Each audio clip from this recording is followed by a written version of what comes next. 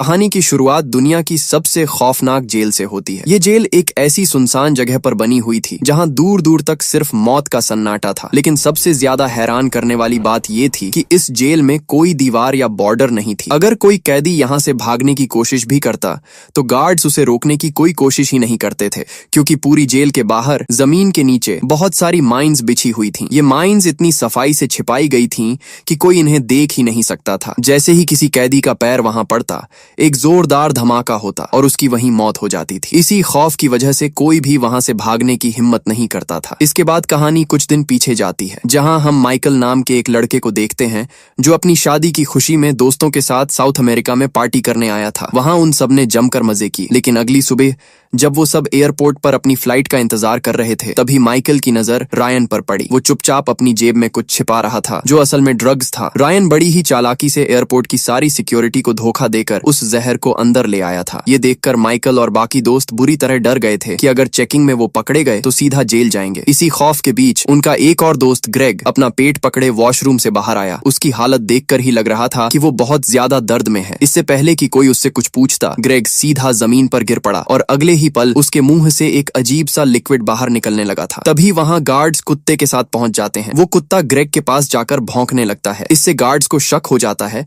और वो तुरंत उन सभी को पकड़कर इंटेरोगेशन रूम में ले जाते हैं। वहां गार्ड्स उन्हें बताते हैं कि ग्रेग ने ड्रग्स की तस्करी के लिए कुछ गुब्बारे निगल लिए थे, जो अब उसके पेट में फट चुके हैं। जहर तेजी से उसके शरीर में फैल रहा है। ये सुनकर माइकल और बाकी दोस्त बिल्कुल सन्न रह जाते हैं। उन्हें इस बात की कोई भनक तक नहीं थी। वो जानते हैं कि अगर अब वो सच भी बोलेंगे तो कोई उनकी बात पर यकीन नहीं करेगा। तभी वहां पुलिस आ जाती है और उन सभी को गिरफ्तार कर लेती है। तलाशी लेने पर रायन के पास से भी वही सामान मिल जाता है। पुलिस को लगता है कि ये सब किसी बहुत बड़े गिरोह का हिस्सा है। माइकल और उसके दोस्त बहुत समझाने की कोशिश करते हैं, लेकिन पुलिस उनकी एक नहीं सुनती और उन्हें जबरदस्ती घसीटते हुए वहां से ले जाती है। इसके बाद उन सभी को सेना के कब्जे वाले उसी भयानक आइलैंड पर ले जाया जाता है। उन्हें एक नाव में बिठाकर उसी खौफनाक जेल में ले जाया जा रहा होता है। रास्ते में माइकल देखता है कि कुछ बैग्स के अंदर इंसानी लाशें रखी हुई थी। ये देखकर वो बुरी तरह कांपने लगता है। उसे समझ नहीं आता कि उनके साथ क्या होने वाला है। नाव से उतरने के बाद उन्हें एक ट्रक में भर दिया जाता है और वो एक लंबे रास्ते पर निकल पड़ते हैं। आखिरकार वो उसी जेल के पास पहुंचते हैं जिसके चारों तरफ मौत का जाल बिछा होता है। माइकल के साथ उसके ससुर जॉन भी होते हैं। जॉन वहां का नजारा देखकर हैरान रह जाते हैं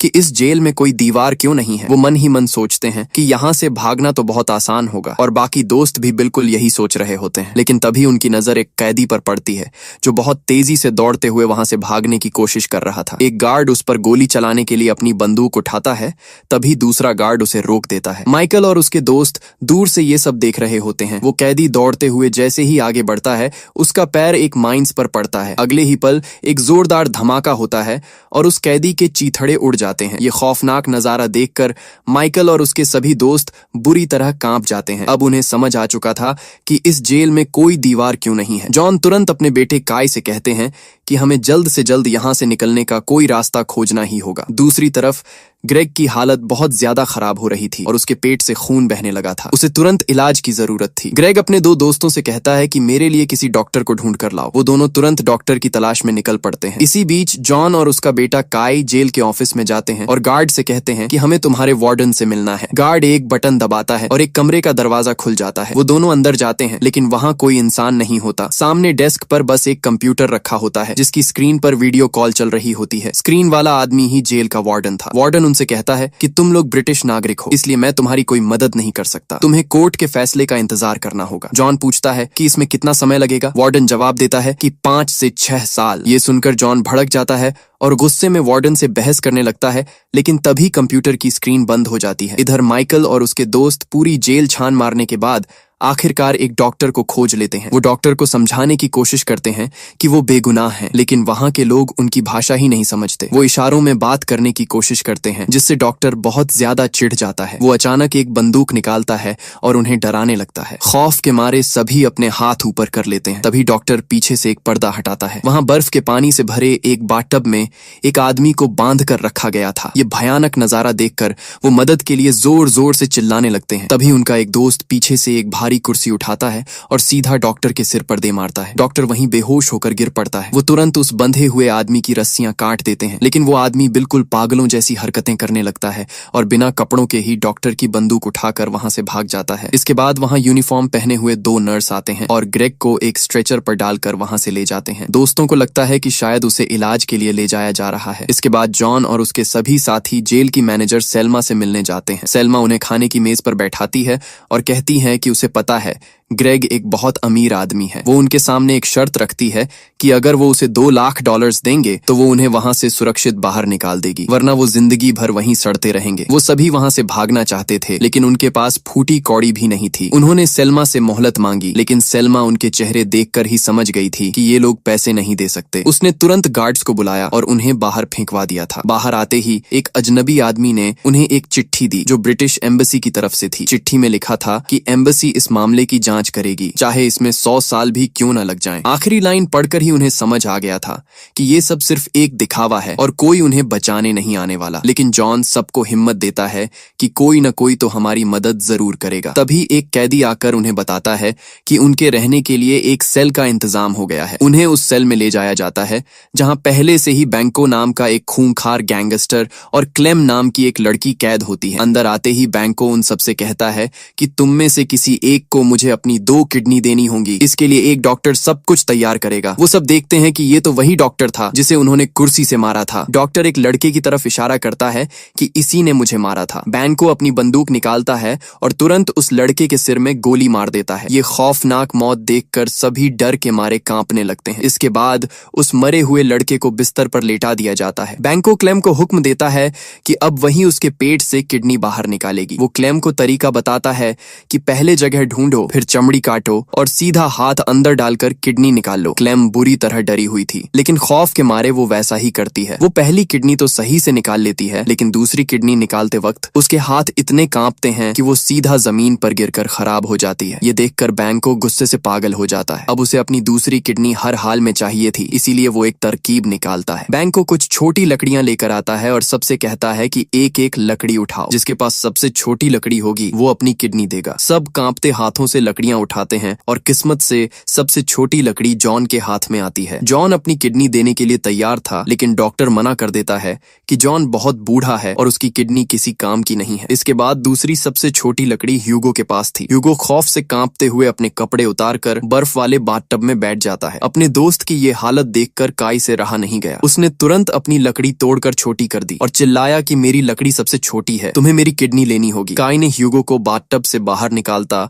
और खुद उसकी जगह बैठ जाता है। जॉन अपने बेटे को रोकने के लिए आगे बढ़ता है, लेकिन तभी बैंको अपनी बंदूक जॉन के सिर पर तान देता है। लेकिन तभी दरवाजे पर एक आदमी आकर बैंको से कहता है कि उसकी बहन सेल्मा उसे बुला रही है। ये सुनते ही बैंको वहां से चला जाता है और काई और जॉन की जान बाल बाल बच जाती है। बैंको के जाते ही क्लेम फूट फूट कर रोने लगती है और चिल्लाती है कि उसने कभी सपने में भी नहीं सोचा था कि उसे अपने हाथों से किसी की किडनी निकालनी पड़ेगी। तभी वो शैतान डॉक्टर वहां आ जाता है और क्लेम के बाल पकड़कर उसे जबरदस्ती घसीटते हुए अंदर ले जाता है। उसी दौरान काई अपने हाथ से एक अंगूठी निकालता है। जब वो लोग किडनी निकाल रहे थे, तभी काई ने चुपके से एक मरे हुए आदमी के हाथ से वो अंगूठी उतार कर अपने पास छिपा ली थी और अब यही उनके पास बची हुई इकलौती कीमती चीज थी। इसके बाद आधी रात को रायन चुपके से माइकल को उठाता है और उसे अपने साथ बाहर ले जाता है। रायन माइकल से कहता है कि उसे शक है कि इस पूरी साजिश में सिर्फ ग्रेग शामिल नहीं है, बल्कि कोई और भी है। अगर सिर्फ ग्रेग ने ड्रग्स की तस्करी की थी तो पुलिस ने उन सबको क्यों पकड़ा? दोनों फैसला करते हैं कि वो इस राज का पता लगाकर ही रहेंगे। वो गार्ड्स की नजरों से बचते हुए चुपके से एक ऑफिस में पहुंचते हैं। उन्होंने देखा कि वहां क्लेम मौजूद थी। क्लेम को वहां ग्रेग की देखभाल करने के लिए रखा गया था। रायन क्लेम से कहता है कि उन्हें किसी भी तरह ग्रेग से मिलना है। क्लेम मान जाती है,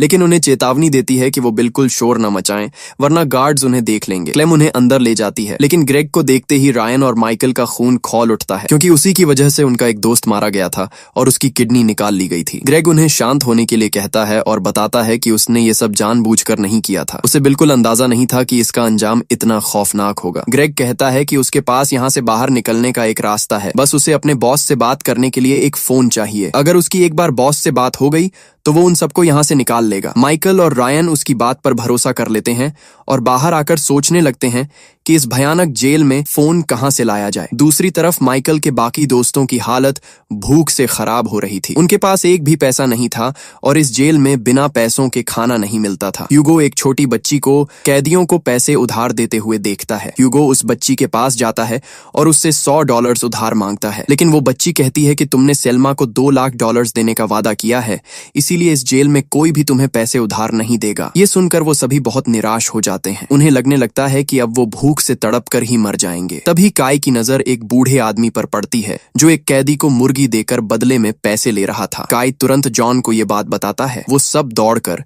उस बूढ़े आदमी के पास जाते हैं। जॉन अपने पैरों से खास डिजाइन वाले महंगे जूते उतारता है और उस आदमी को दे देता है ताकि बदले में वो उन्हें वो मुर्गी दे सके। किस्मत से वो आदमी मान जाता है और जूते लेकर उन्हें मुर्गी दे देता है। उधर माइकल और रायन जेल के अंडरटेकर को खोज रहे थे जो मरे हुए कैदियों को दफनाने या जलाने का काम करता था। काफी तलाश के बाद वो उसे ढूंढ लेते हैं। माइकल उस अंडरटेकर से कहता है कि तुम्हें हमारे लिए 2 काम करने होंगे। पहला, हमारे मरे हुए दोस्त की लाश को जला दो और दूसरा, हमें एक फोन कॉल करने दो। इसके बदले में माइकल उसे वही महंगी रिंग दिखाता है। अंडरटेकर उस रिंग को परखता है और समझ जाता है कि ये बहुत कीमती है। वो तुरंत राजी हो जाता है, लेकिन एक शर्त रखता है। वो कहता है कि मैं सिर्फ एक ही काम करूंगा, तुम खुद चुन लो कि तुम्हें क्या चाहिए। माइकल और रायन के लिए वहां से भागना सबसे ज्यादा जरूरी था, इसलिए वो फोन मांगने का फैसला करते हैं। अंडरटेकर वो रिंग ले लेता है और बदले में उन्हें एक पुराना फोन दे देता है। माइकल तुरंत वो फोन लेकर ग्रेग के पास जाता है। वो दोनों गार्ड्स की नजरों से बचकर एक वॉशरूम में घुस जाते हैं। ग्रेग जल्दी से अपने बॉस का नंबर डायल करता है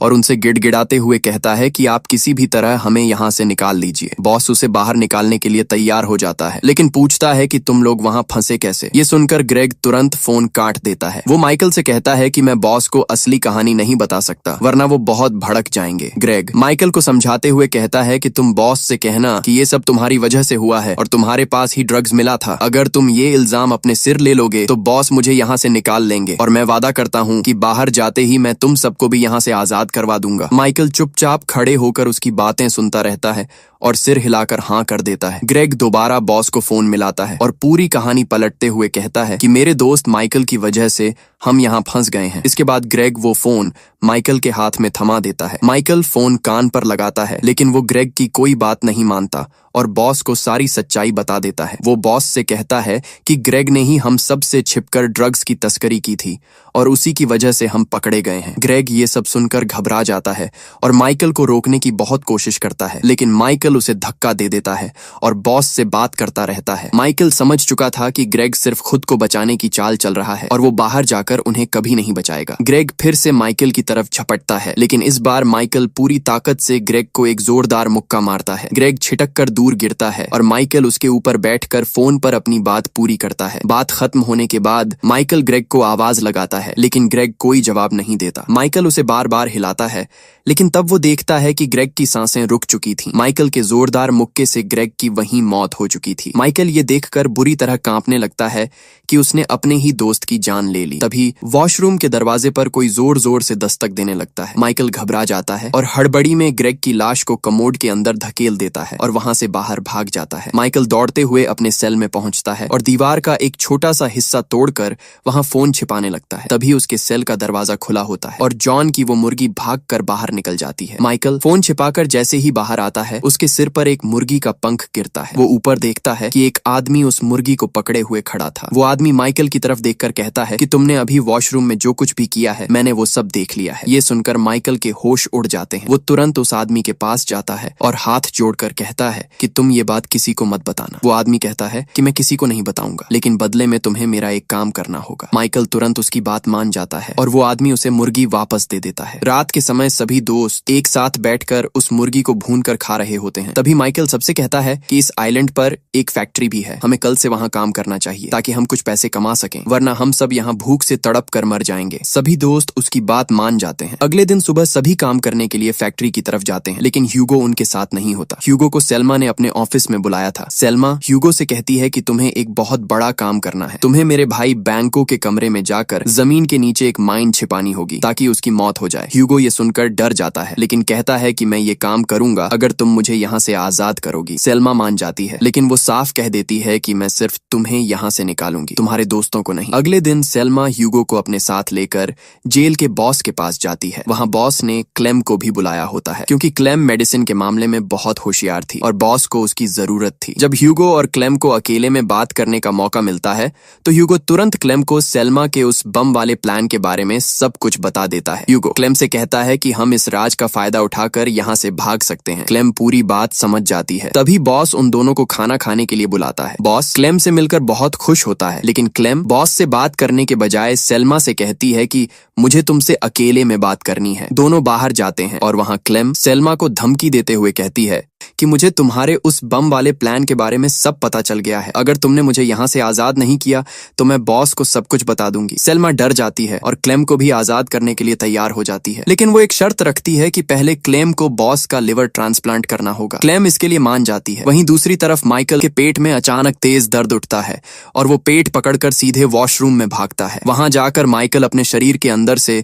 कुछ ड्रग्स के पैकेट बाहर निकालता है। उसी वक्त उसके दोस्त दरवाजे पर जोर जोर से दस्तक देने लगते हैं। माइकल बुरी तरह घबरा जाता है और जल्दी से सारे ड्रग्स कमोड में डालकर फ्लश चला देता है। माइकल दरवाजा खोलकर बाहर आता है और उसके दोस्त पूछते हैं कि अंदर क्या हुआ, लेकिन तभी कमोड का पानी ओवरफ्लो होकर बाहर बहने लगता है और पानी के साथ साथ ड्रग्स के वो सारे पैकेट भी तैरते हुए बाहर आ जाते हैं। ये देखकर उसके सभी दोस्त सन्न रह जाते हैं और यहीं ये सबसे बड़ा राज खुल जाता है कि माइकल भी ड्रग्स की तस्करी में शामिल था। उसी समय पहाड़ के ऊपर सेल्मा और उसका भाई बैंको एक समारोह का आनंद ले रहे होते हैं। सेल्मा चुपके से ह्यूगो को एक इशारा करती है। ह्यूगो मौका पाकर बैंको के कमरे में जाता है। वहां जमीन के नीचे वो बॉम्ब सेट करता है और जल्दी से बाहर निकल आता है। इसके बाद ह्यूगो एक दूसरे कमरे में जाता है और अपनी घबराहट शांत करने के लिए शराब पीने लगता है। तभी अचानक बैंको का एक दोस्त ह्यूगो के ठीक पीछे आकर खड़ा हो जाता है। ह्यूगो उसे देखकर बुरी तरह चौंक जाता है और शराब की बोतल नीचे रख देता है। उसी पल कमरे में लगा एक अलार्म जोर जोर से बजने लगता है। आवाज सुनकर बैंको का वो दोस्त अपनी असली पहचान बता देता है। वो असल में एक अंडरकवर एजेंट होता है जो सेल्मा और बैंको के सारे काले कारनामों का पर्दाफाश करने के लिए वहां आया था। ये सुनते ही ह्यूगो खौफ से भर जाता है और वहां से भागने की कोशिश करता है, लेकिन वो एजेंट उसे कसकर पकड़ लेता है और ठीक उसी वक्त बैंको के कमरे में रखा हुआ वो बॉम्ब एक जोरदार धमाके के साथ फट जाता है। बैंको दौड़कर अपने कमरे के अंदर जाता है और देखता है कि उसके उसी एजेंट दोस्त के शरीर के चीथड़े उड़ चुके थे और उसकी लाश जमीन पर पड़ी थी। वहां मौजूद सभी गार्ड्स लगातार अंधाधुंध गोलियां चलाने लगते हैं, क्योंकि सेल्मा ने उन्हें ऐसा करने का आदेश दिया था, लेकिन उन्हें यह नहीं पता होता कि कमरे के अंदर अब कोई जिंदा नहीं बचा है। इस पूरी खौफनाक घटना को दूर एक छत पर खड़ा होकर वही आदमी देख रहा था जिसकी माइकल ने भागने में मदद की थी। इधर जेल के अंदर जॉन का गुस्सा 7वें आसमान पर होता है। जॉन माइकल को बहुत बुरी तरह पीटने लगता है, क्योंकि उसे पता चल गया था कि माइकल भी ड्रग्स का तस्कर है और वो ये सब छिपाकर जॉन की बेटी से शादी करने वाला था। रायन बीच में आकर जॉन को रोकने की कोशिश करता है। इसी हाथापाई में अचानक जॉन का पैर फिसलता है और उसका सिर जोर से सीधे कमोड पर जाकर टकराता है। सब सोचते हैं कि वो मर गया, लेकिन तभी जॉन अचानक अपनी आंखें खोलता है और सभी उसे जिंदा देखकर हैरान रह जाते हैं। उधर बैंको अपने दोस्त की ऐसी दर्दनाक मौत बर्दाश्त नहीं कर पाता। वो गुस्से में पागल होकर ह्यूगो के एक दोस्त को पकड़ता है और उसे मारने की धमकी देकर सच उगलवाता है। वो दोस्त डर के मारे बता देता है कि सेल्मा ही ह्यूगो को अपने साथ लेकर गई थी। बैंको तुरंत समझ जाता है कि ये सारा खेल सेल्मा का है और वो बॉम्ब असल में बैंको को मारने के लिए रखा गया था। हालात बिगड़ते देख सेल्मा बिना एक पल गंवाए वहां से तेजी से भागने लगती है। बैंको अपनी बंदूक निकालता है और सेल्मा का पीछा करना शुरू कर देता है। वो दोनों एक दूसरे पर गोलियां बरसाते हुए भागते हैं। गोलियों की ये आवाज सुनकर टावर पर पहरा दे रहा गार्ड नीचे उतर आता है। छत पर खड़ा वो आदमी ये सब देख रहा था और जैसे ही गार्ड नीचे जाता है वो आदमी चुपके से गार्ड के कंट्रोल रूम में घुस जाता है। वो वहां से फोन करके सभी को बताता है कि सेल्मा और बैंको के बीच बहुत खतरनाक लड़ाई हो रही है, इसीलिए सारे गार्ड्स को तुरंत वहां जाना चाहिए। जैसे ही सारे गार्ड्स वहां से जाते हैं अचानक कंट्रोल रूम के सारे मॉनिटर्स बंद हो जाते हैं। वहां का मेन कंट्रोलर जैसे ही उन्हें ठीक करने के लिए तार पकड़ता है उसे एक बहुत जोरदार बिजली का झटका लगता है और वो वहीं बेहोश होकर गिर पड़ता है। जेल के सारे दरवाजे अपने आप खुल जाते हैं और इस मौके का फायदा उठाकर सभी कैदी पागलों की तरह बाहर की तरफ भागने लगते हैं, लेकिन तभी कंट्रोलर को होश आ जाता है और वो तुरंत उठ उठकर इमरजेंसी बटन दबा देता है। इमरजेंसी का अलार्म बजते ही माइकल सबसे आगे भागते हुए उस माइंस वाले मैदान में पैर रखने ही वाला होता है कि तभी रायन उसे पीछे से खींच लेता है। रायन को कुछ दूरी पर धमाके की आवाज सुनाई देती है। ये खौफनाक आवाज सुनते ही मैदान में भाग रहे सभी लोग अपनी अपनी जगह पर खड़े हो जाते हैं, क्योंकि उन्हें पता था कि अगर उन्होंने एक कदम भी आगे बढ़ाया तो उनके नीचे रखा बॉम्ब फट जाएगा। लेकिन जॉन इन सब बातों की परवाह नहीं करता। उसे लगता है कि भागने का ऐसा मौका दोबारा नहीं मिलेगा। उसका बेटा काई उसे चीख चीख कर रोकता है, लेकिन जॉन उसकी एक नहीं सुनता और भागने के लिए एक कदम आगे बढ़ाता है। जैसे ही उसका पैर जमीन पर पड़ता है, एक भयानक धमाका होता है और जॉन का शरीर हवा में उड़कर टुकड़ों में बिखर जाता है। माइकल और रायन सुरक्षित जगह पर खड़े होते हैं। माइकल काई की तरफ देखकर जोर से चिल्लाता है और कहता है कि वो फोन मेरी तरफ फेंक दो, जो काई के पास ही गिरा था। माइकल वादा करता है कि अगर काई वो फोन दे देगा तो वो लोग उसे बचा लेंगे। काई उन पर भरोसा करता है और फोन उठाकर माइकल की तरफ उछाल देता है, लेकिन फोन माइकल के बजाय सीधे उस आदमी के हाथ में जाकर गिरता है जिसने कंट्रोल रूम में फोन किया था। फोन मिलते ही वो आदमी तुरंत बाहर निकलने का रास्ता खोजने लगता है। माइकल और रायन काई को वहीं उस मौत के मैदान में छोड़कर उस आदमी के पीछे पीछे भागने लगते हैं। काई पीछे से लगातार उन्हें मदद के लिए पुकारता रहता है, लेकिन रायन और माइकल एक बार भी पीछे मुड़कर नहीं देखते। वो अपने ही दोस्त को मरने के लिए छोड़ देते हैं। काई के सामने एक तरफ उसके पिता की लाश पड़ी थी और दूसरी तरफ उसके दोस्त उसे धोखा देकर भाग चुके थे। दूसरी तरफ एक बॉडीगार्ड एक नौजवान लड़के को लिवर ट्रांसप्लांट के लिए ऑपरेशन रूम में ले जाता है, जहां क्लेम उसका ऑपरेशन करने वाली थी। तभी उस लड़के की बहन बाहर से कमरे के अंदर एक नकली बॉम्ब फेंक देती है। सभी को लगता है कि बॉम्ब फटने वाला है और वो डरकर कमरे से बाहर भागने लगते हैं। इस अफरा तफरी का फायदा उठाकर वो नौजवान लड़का भागने की कोशिश करता है और गार्ड्स के साथ उसकी हाथापाई शुरू हो जाती है। वो गार्ड्स को पीटकर भागने ही वाला होता है कि सेल्मा आकर उसका रास्ता रोक लेती है। तभी क्लेम पीछे से आती है और उस लड़के की गर्दन में एक इंजेक्शन घोंप देती है। लड़का तुरंत बेहोश होकर गिर जाता है। सेल्मा क्लेम के इस काम से बहुत खुश होती है और बॉडीगार्ड को आदेश देती है कि क्लेम को सुरक्षित उसके सेल में ले जाओ। जैसे ही वो दोनों वहां से निकलते हैं, दो छोटे बच्चे आते हैं और बॉडीगार्ड के पेट में चाकू घोंप देते हैं। वो छोटी बच्ची क्लेम को इशारा करती है